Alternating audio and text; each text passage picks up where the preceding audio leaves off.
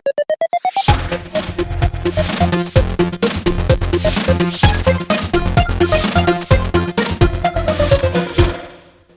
Guys, my name is आशीर्वाद सैनी और मैं क्लास 12 के लिए फिजिक्स का कोर्स लेकर आया हूँ जो कि हम कम से कम टाइम में कवर करने वाले हैं। विद इन 10 आवर्स के अंदर हम इसे कवर करेंगे और एनसीईआरटी रिड्यूस सिलेबस के हिसाब से हम इसे कवर करेंगे। आपके इंपॉर्टेंट डेरिवेशन भी कवर करेंगे, प्रीवियस ईयर्स के डेरिवेशंस भी, और प्रीवियस ईयर्स के हो सकता है न्यूमेरिकल भी हम क्या करें इसमें कवर करें। और एनसीईआरटी के आपको क्या करने पड़ेंगे, इसमें क्वेश्चंस करने पड़ेंगे, सॉल्व एग्जाम्पल करने पड़ेंगे और मेरे 2 से 3 बार आपको नोट्स रिवाइज करने पड़ेंगे और गारंटीड आपके 75 में से 65 मार्क्स आएंगे ही आएंगे। हम इस पूरे कोर्स को फर्स्ट यूनिट से लेके 14 यूनिट तक हम सारे का सारा विद इन 10 आवर्स के अंदर इसे पूरा करने वाले हैं। और जिस बच्चे ने अब तक कोर्स नहीं पढ़ा है या डर लग रहा है किसी को फिजिक्स से, या जो जेई मेन वाले बच्चे हैं, वो भी इसे क्या कर सकते हैं, रीड आउट कर सकते हैं और उनके भी अच्छे मार्क्स आ जाएंगे। सभी के सभी आपको नोट्स 1 to 14 यूनिट तक आपको डिस्क्रिप्शन लिंक में मिल जाएंगे और वहां से आप डाउनलोड कर लीजिए। इट डजंट मैटर आपने अब तक पढ़ाई की है या नहीं की है, या किसी को फिजिक्स से डर लग रहा था, अभी भी उसके पास क्या है, टाइम है, थोड़ा सा अवेलेबल टाइम है। इसमें भी आप अगर रीड कर सकते हैं, नोट्स को 2-3 बार रिवाइज कर सकते हैं, एनसीईआरटी न्यूमेरिकल सॉल्व एग्जांपल्स कर सकते हैं, तो गारंटीड 65 मार्क्स आएंगे ही आएंगे। हम अब तक 10 यूनिट्स कंप्लीट कर चुके हैं। आज हम मॉडर्न फिजिक्स का पहला चैप्टर पढ़ेंगे, dual nature of radiation and matter. इसमें सबसे पहला टॉपिक हमारा आता है वर्क फंक्शन। वर्क फंक्शन क्या होता है? Minimum energy required to eject an electron from the metal surface. Metal surface से इलेक्ट्रॉन को इजेक्ट करने के लिए, बाहर निकालने के लिए जितनी मिनिमम एनर्जी रिक्वायर्ड होती है उसे हम क्या बोलते हैं? वर्क फंक्शन बोलते हैं। तो the minimum amount of energy required to eject an electron out of a metal surface is called work function. हर मेटल के लिए अलग अलग हो सकता है और इसमें डिनोट किससे करते हैं? ओमेगा से डिनोट करते हैं। नेक्स्ट इसमें आता है एमिशन। एमिशन का मतलब यही होता है ejection of electron from metal surface. Minimum energy चाहिए तो वर्क फंक्शन, और केवल इजेक्शन ऑफ इलेक्ट्रॉन को मेटल सरफेस हम क्या बोलते हैं? एमिशन। एमिशन हमारा 3 तरह से हो सकता है। एक तो होता है थर्मियोनिक एमिशन होता है, एक फील्ड एमिशन होता है और एक हमारा फोटो इलेक्ट्रिक एमिशन होता है। थर्मियोनिक एमिशन कैसे किया जाता है? जब हम किसी मेटल को हीट एनर्जी सप्लाई करते हैं और हीट एनर्जी सप्लाई करने की वजह से वो क्या कर दे, इलेक्ट्रॉन का इजेक्शन शुरू कर दे, तो वो कहलाया जाता है आपका thermionic emission. It is caused by supplying the minimum required energy by heating metal surface to a suitable temperature. Next आता है आपका फील्ड एमिशन। फील्ड एमिशन में क्या होता है? It is caused by applying electric field. Electric field apply करने की वजह से इलेक्ट्रॉन का इजेक्शन होना, उसे बोला जाता है आपका फील्ड एमिशन बोला जाता है। और नेक्स्ट आता है आपका फोटो इलेक्ट्रिक एमिशन। इसमें सुटेबल फ्रीक्वेंसी की लाइट जब हम किसी मेटल सरफेस पे डालेंगे और वहां से इलेक्ट्रॉन का इजेक्शन होगा तो उसे बोला जाता है फोटो इलेक्ट्रिक एमिशन। इस चैप्टर में हमें फोटो इलेक्ट्रिक एमिशन के बारे में या फोटो इलेक्ट्रिक इफेक्ट के बारे में ही पढ़ना है। नेक्स्ट टॉपिक भी हमारा यही आता है, photo electric effect. Photo electric effect phenomena क्या होता है? The phenomenon of ejection of electron from a metal surface when light of sufficiently high frequency falls on it. जब सफिशिएंट फ्रीक्वेंसी वाली लाइट किसी मेटल सरफेस पे falls होगी तो वहां से इलेक्ट्रॉन का इजेक्शन होगा। इस फिनोमिना को बोला जाता है फोटो इलेक्ट्रिक इफेक्ट।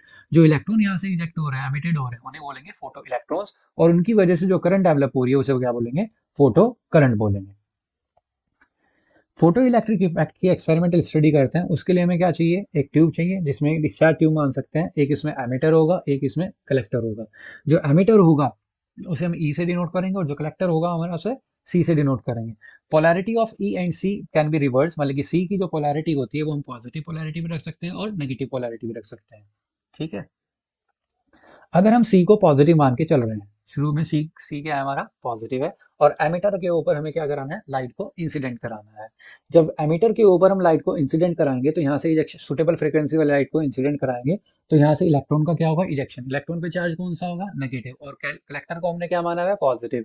तो इलेक्ट्रॉन्स कलेक्टर की तरफ क्या हो जाएंगे? अट्रैक्ट हो जाएंगे। जब इलेक्ट्रॉन एक ही डायरेक्शन जा रहे होंगे तो यहाँ पे क्या होगा? करंट डेवलप हो जाएगा, और उस करंट को हम क्या बोल रहे हैं? Photo current. हमने कलेक्टर को और पॉजिटिव बनाया तो और ज्यादा इलेक्ट्रॉन क्या होंगे? अट्रैक्टेड होंगे और करंट बढ़ता रहेगा। एक लिमिट तक करंट बढ़ेगा कि हम जब कलेक्टर को इतना पॉजिटिव बना देंगे और उसके बाद ज्यादा से ज्यादा इलेक्ट्रॉन को वो क्या करेगा? अट्रैक्ट करेगा। एक मैक्सिमम स्टेज तक ही ऐसा काम होगा और वो हमारा जो करंट हो जाएगा, उसके बाद हम कलेक्टर को कितना भी पॉजिटिव बना दें, आपका करंट नहीं बढ़ेगा। उस करंट को हम क्या बोलेंगे? सैचुरेशन करंट बोलेंगे। When C is made more positive, photocurrent gradually increases and become constant called saturation current. जब करंट हमारा कांस्टेंट हो जाएगा, पहले धीरे धीरे इंक्रीज करेगा और एक टाइम के बाद कांस्टेंट हो जाएगा। अब C को हम क्या बना रहे हैं? नेगेटिव बना रहे हैं विद रेस्पेक्ट टू एमिटर। तो जब C को हमने नेगेटिव बनाया तो इलेक्ट्रॉन जो वहां से जब इंसिडेंट लाइट कर रहे थे एमिटर के ऊपर, वहां से इलेक्ट्रॉन निकल रहे, इलेक्ट्रॉन पे नेगेटिव चार्ज है और कलेक्टर पे भी क्या है, नेगेटिव चार्ज है। दोनों क्या करेंगे, रिपेल करेंगे। लेकिन रिपेल होने के बावजूद भी कुछ इलेक्ट्रॉन ऐसे होंगे जिनके पास मैक्सिमम काइनेटिक एनर्जी होगी और वो रिपल्शन के बावजूद भी कलेक्टर तक पहुंचेंगे। ऐसा बहुत कम ऐसा इलेक्ट्रॉन करेंगे। फिर हम सी को और नेगेटिव बनाएंगे। अब बहुत ही कम इलेक्ट्रॉन उसमें पहुंच होंगे, सी को और नेगेटिव बनाएंगे तो इक्का दुक्का ही इलेक्ट्रॉन क्या कर रहा होगा, पहुंच पा रहा होगा। सी का एक ऐसी वैल्यू पे, हालांकि ऐसा पोटेंशियल डेवलप कर देंगे सी पे, जब एक भी इलेक्ट्रॉन इधर से एमिटर से कलेक्टर तक नहीं पहुंच पा रहा होगा, तो उस पोटेंशियल को हम क्या बोलते हैं, रिटार्डिंग सॉरी स्टॉपिंग पोटेंशियल बोलते हैं। तो आता है when C is maintained at negative potential with respect to E, the electrons are repelled by it. The electrons which have sufficient kinetic energy reach the collector despite of its negative polarity, and the potential difference between two electrodes is known as retarding potential. As collector is made more and more negative, fewer and fewer electron will reach the collector and photocurrent will decrease. When no electron will reach the collector and current will become zero, the retarding potential is known as stopping potential. और जब ऐसा हो जाएगा तब जो work done by stopping potential की वजह से वर्क डन हुआ होगा वो किसके इक्वल हो जाएगा, maximum kinetic energy of electron के इक्वल है, जिसका रिलेशन क्या आ जाएगा, ई v not equals to half M we square. और वी क्या होगी, यहाँ पे मैक्सिमम वेलोसिटी होगी। फोटो इलेक्ट्रिक इफेक्ट के बाद आते हैं आपके laws of photo electric emission. जो मतलब कि फोटो इलेक्ट्रिक इफेक्ट के बारे में पढ़ा, उसके अब लॉज पढ़ते हैं। इसमें पहला लॉज क्या कहता है, the emission of photo electron takes place only when frequency of incident radiation is above a critical value called threshold frequency.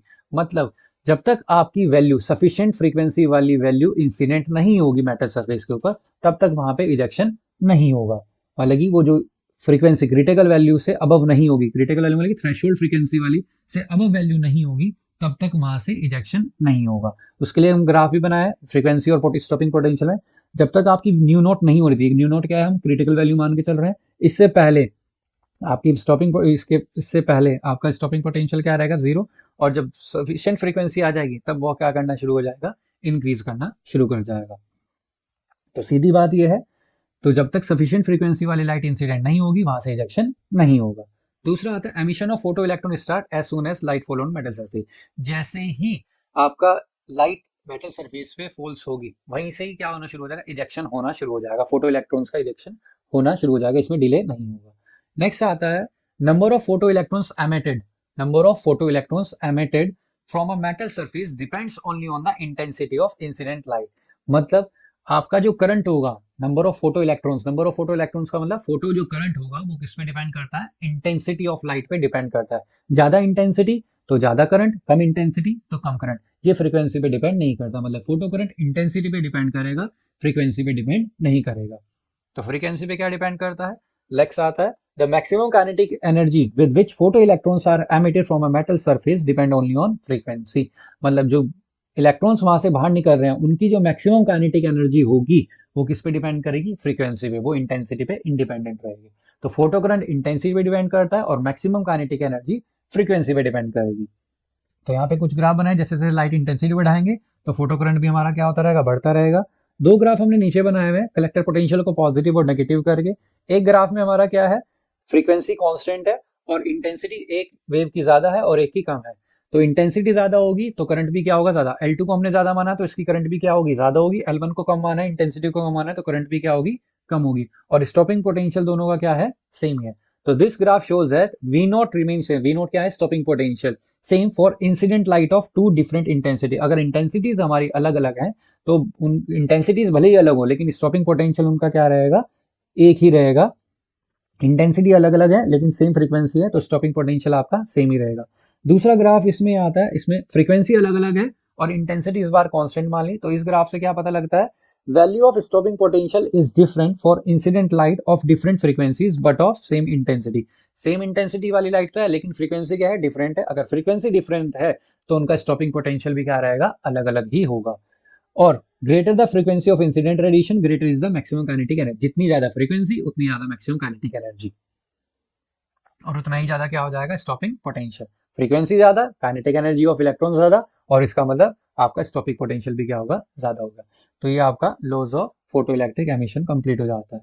Next हमारा आता है Einstein photo electric equation. Einstein photo electric equation क्या है, Einstein postulated that energy carried by a photon is h nu. जो photon के पास energy होती है वो कितनी होती है, एच न्यू होती है।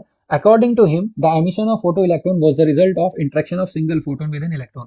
एंड आइंस्टाइन के हिसाब से क्या था, जो फोटो इलेक्ट्रॉन एमिशन होता है उसका मतलब क्या होता है, ये सिंगल फोटोन सिंगल इलेक्ट्रॉन को क्या करता है, मतलब सिंगल इलेक्ट्रॉन जो होता है सिंगल फोटोन को एब्जॉर्ब करता है।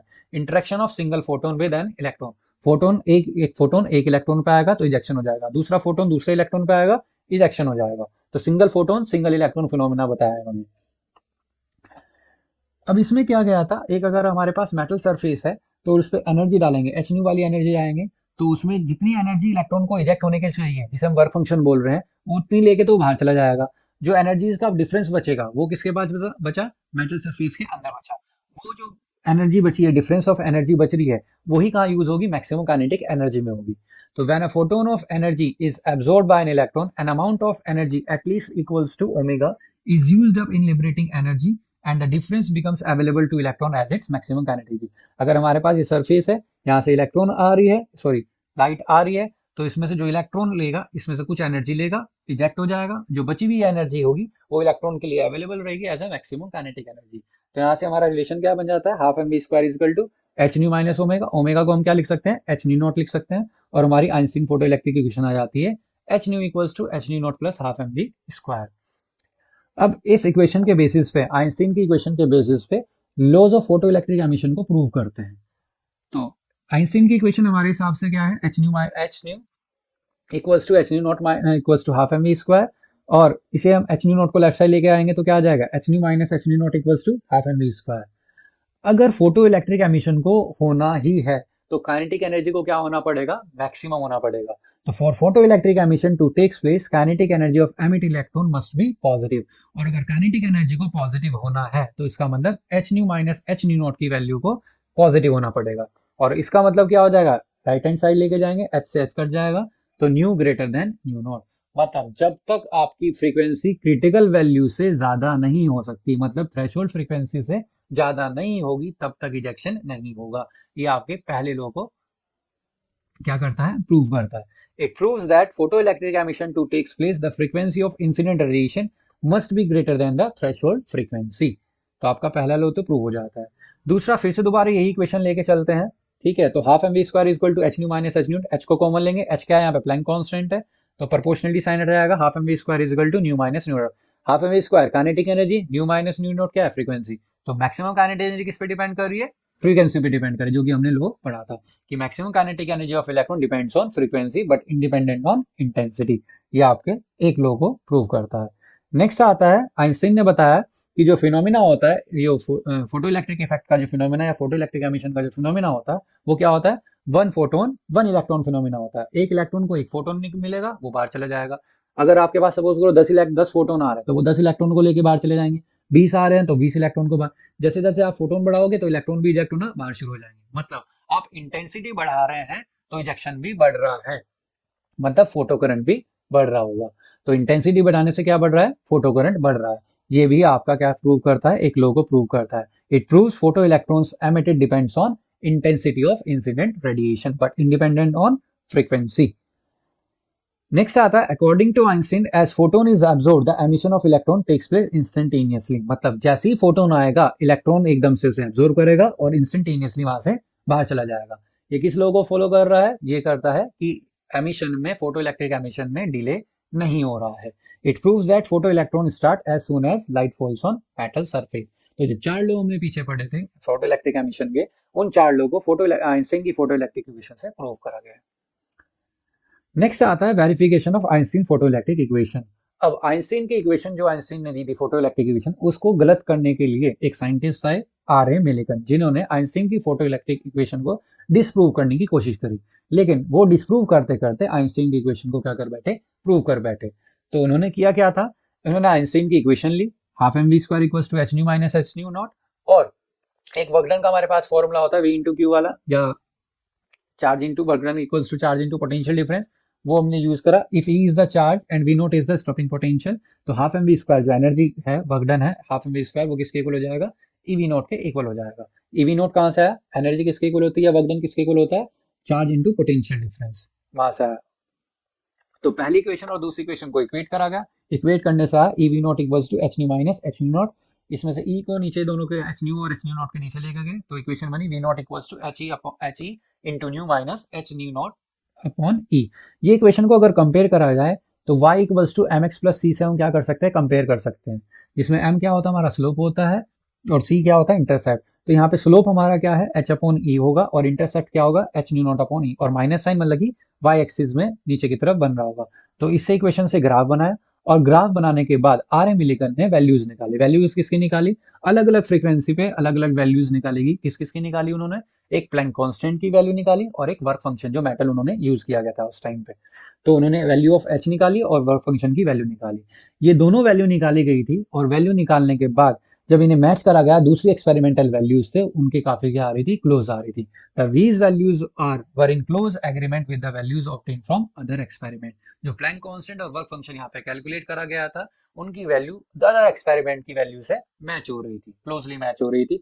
इसका मतलब आइंस्टीन की फोटोइलेक्ट्रिक इक्वेशन क्या है, बिल्कुल ठीक है। तो आर मिलिकन ने इन्हें डिस्प्रूव की जगह इन्हें बिल्कुल करेक्ट करके दिखाया। फिर आपका इस चैप्टर के लास्ट टॉपिक आता है D Broglie waves. De Broglie नहीं बोलते, डी ब्रॉय वेव्स बोलते हैं या इन्हें मैटर वेव्स बोलते हैं। डी ब्रॉय का क्या था, एक हाइपोथेसिस था। हाइपोथेसिस मतलब कि एक अजम्पशन माना गया था कि अगर रेडिएशन, लाइट के दो नेचर एग्जिस्ट करते हैं। लाइट के दो नेचर कौन से होते हैं, पार्टिकल नेचर और वेव नेचर एग्जिस्ट करता है। तो उन्होंने कहा अगर लाइट के या रेडिएशन के डुअल नेचर एग्जिस्ट कर रहा है तो मैटर के भी दोनों नेचर एग्जिस्ट कर रहे होंगे।